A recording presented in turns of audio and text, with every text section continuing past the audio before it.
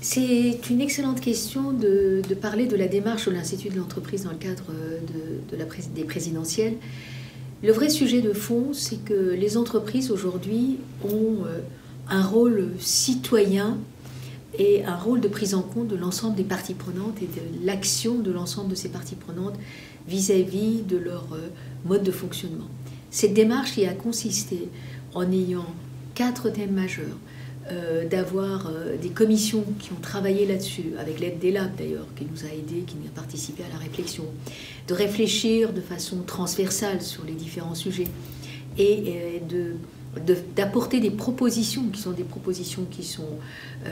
ont été réfléchies, puis après de les confronter aux citoyens et de regarder la pertinence de nos propositions.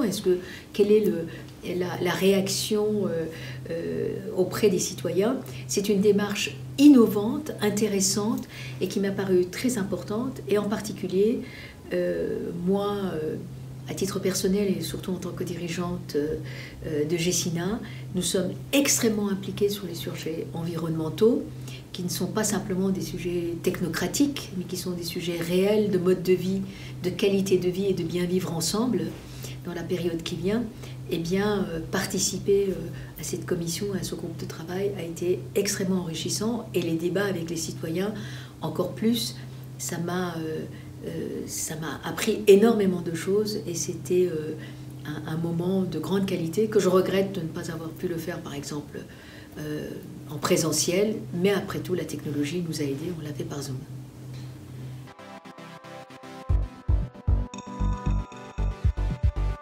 La question climatique, d'abord, c'est une question globale et mondiale. La Terre n'est qu'un seul pays et nous en sommes tous les citoyens. Donc le sujet, ce n'est pas est-ce qu'on le veut bien, est-ce que ça va bien se passer. Il n'y a pas de plan B et il n'y a pas de planète B. Donc les entreprises, quelles qu'elles soient, sont aujourd'hui conscientes des actions que nous devons mener à travers le monde. Et en France, après tout, on peut avoir un peu de chauvinisme, on a été pratiquement précurseurs dans ce domaine comme dans d'autres pour réfléchir à ces questions-là de façon globale, de comment on va travailler sur ces enjeux climatiques.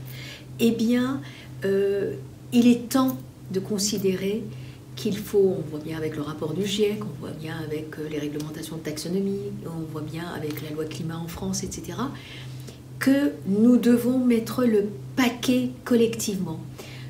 Il y a encore 20 ans, il y a encore 15 ans, il y a encore 10 ans, peut-être même il y a encore 5-6 ans, la RSE était de la communication. Ce n'est plus le cas. Ce n'est plus ça. Ça fait partie des choses que nous devons absolument apporter. Les sujets environnementaux sont des sujets collectifs et les politiques publiques, les décisions privées et notre démarche de citoyens se retrouvent. Nous sommes des consommateurs et à ce titre, nous allons avoir une influence et on ne peut pas changer nos cerveaux. Le soir, déposer notre tête sur la table de chevet et prendre une autre tête le lendemain matin pour aller travailler. Nous sommes les mêmes, nous devons être dans cette action. C'est urgentissime et donc ces propositions sont des propositions d'accélération, d'intégration, de combinaison de décisions.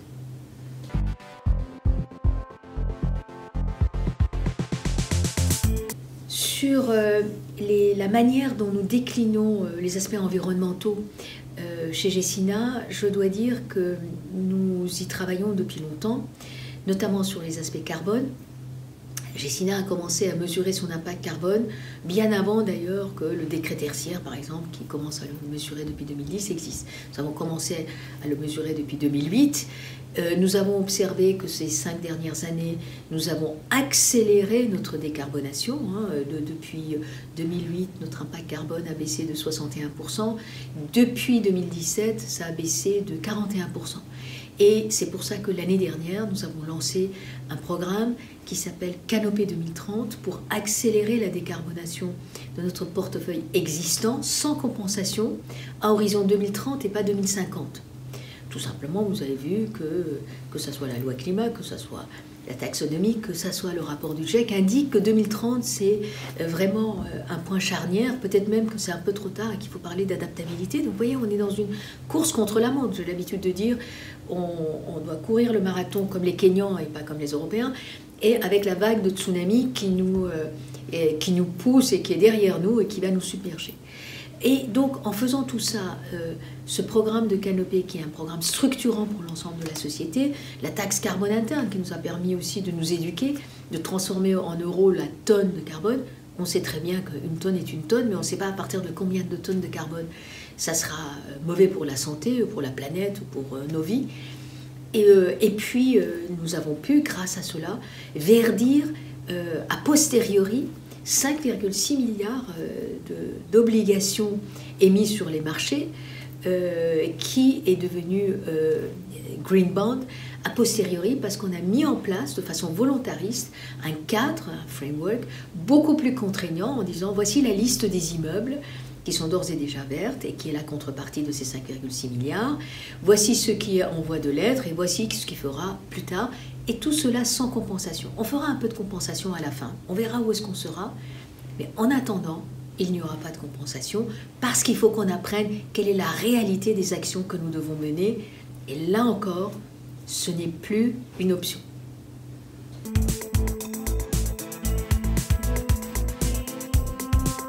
Le fait,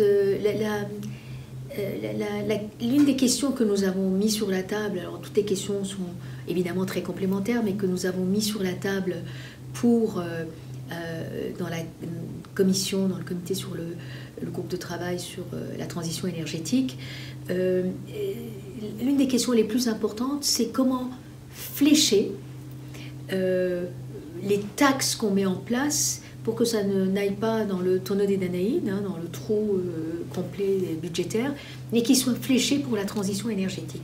Qu'on y mette le paquet, qu'on soit investi collectivement pour y mettre le paquet, ça me paraît tellement important en la matière de faire de l'économie circulaire et de vraiment flécher les montants des taxes, des impôts, de tout ce que vous voulez, du budget, peu importe, de l'État, le flécher, ou du budget de l'Europe, dédié, fléché pour aller dans le sens de la décarbonation et de l'accélération des actions que nous mettons en place.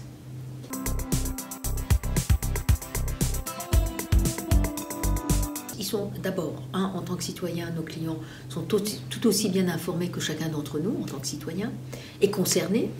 Nous avons changé nos façons d'être, nos façons de faire, nos façons d'agir, plus ou moins consciemment. Mais franchement, aujourd'hui, vous le voyez bien, personne n'achète des objets qui sont très polluants, même si c'est pas cher du tout. Même quand on est dans le besoin, on préfère aller vers l'utilisation en seconde main que d'acheter des choses qui ne sont pas de qualité. Bref, cette conscience collective existe. Et nos clients sont terriblement concernés aujourd'hui et acteurs.